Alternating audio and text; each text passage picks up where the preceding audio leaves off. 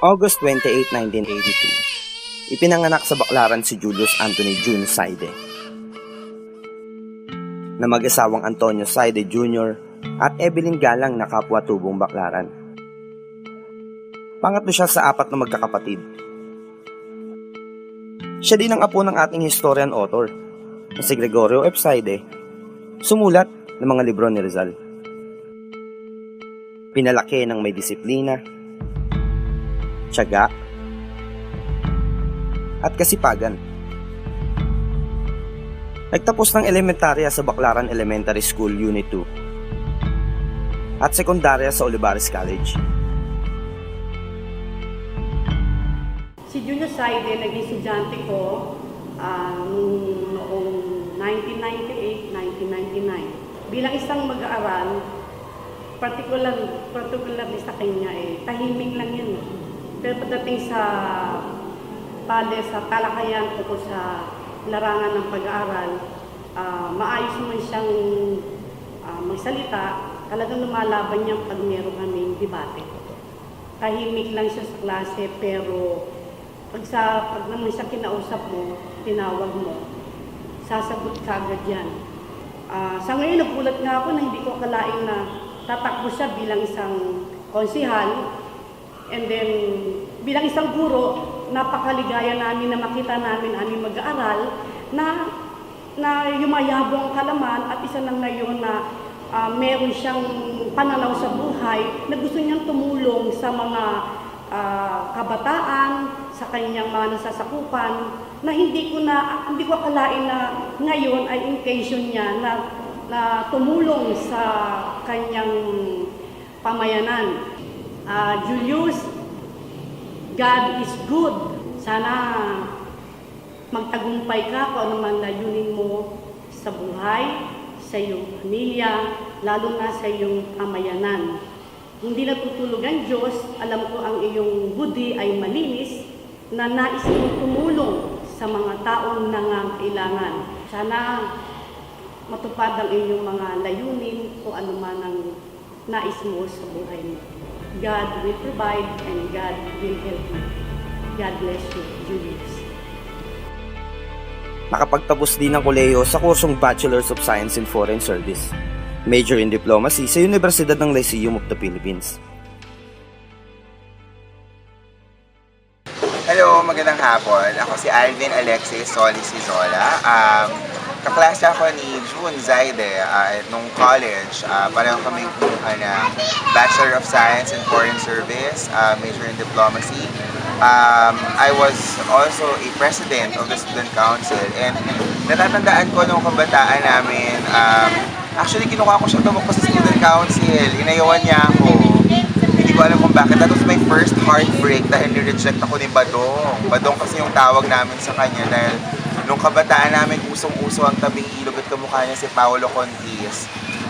Bilang kaklase, napaka-mapag-aral, kasi mag-aral si Julius, magaling makisama, basketball player naman siya sa college, and very supportive sa lahat ng projects ko as Student Council President. I'm sure na ngayon tumatakbo siya bilang konsehal ng Parañaque City. He will do well because naiintindihan niya kung ano yung kailangan ng youth because he was once there.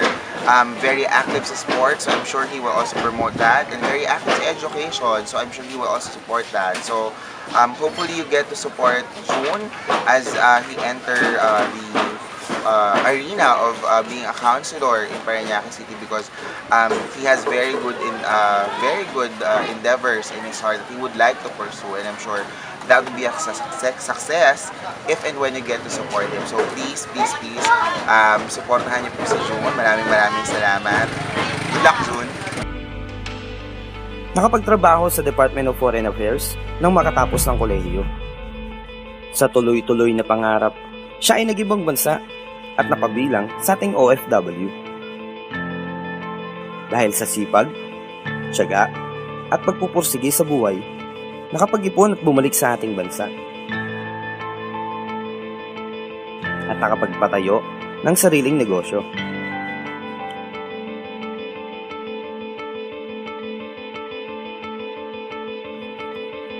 Debotong Katoliko at siya po ay miyembro ng Knights of Columbus, Baclaran Council 5745 at nasa 4th degree. Sa kasalukuyan, siya po ay nagnanais na maglingkod sa unang distrito ng Parañaque. Makapagtalagana ng mga iba't ibang programa tulad ng medical mission, dental mission, feeding program, at kung ano-ano pa. Maraming salamat, John Saide, sa tinulong mo sa akin. Malaking bagay pagpapa-opera mo sa akin mata. Maraming salamat po kay Mr. John Saide.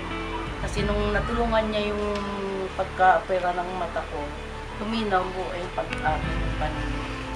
Maraming salamat po. Malaking tulong po kayo sa akin. Thank you po, Sir John Saide. Kagaya nga po nasabi ko, mananalo po kayo at dinadalangin ko po yun. Maraming salamat sa tulong na nagawa niyo sa apo ko.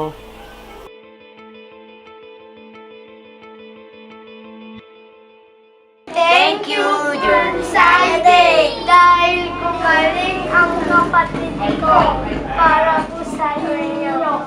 Salamat po sa may tinulong nyo sa may pamilya.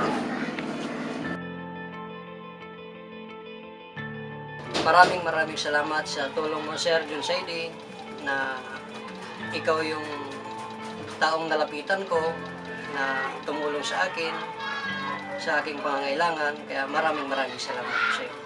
Mabuhay ka at sana pagpalain ka ngayong edisyon. Lahat ng tao ay mataas ang pangarap para sa kanyang mga pamilya. Ganon din po si John Saide. Ganon na din sa aking mga kababayan sa lungsod ng Parañaque.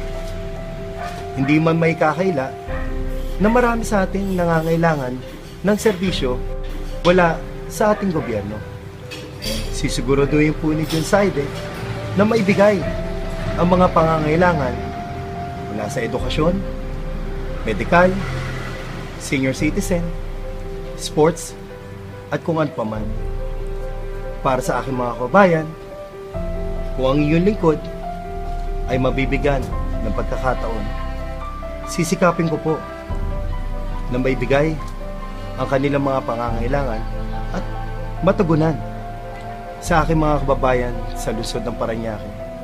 Maraming salamat sa tiwala, pagmamahal at suporta na ibinigay niyo po kay John Saide. Sa inyo po lahat, wag po tayong tumigil mangarap. Pangarap para sa inyong pamilya, pangarap para sa kinabukasan nila.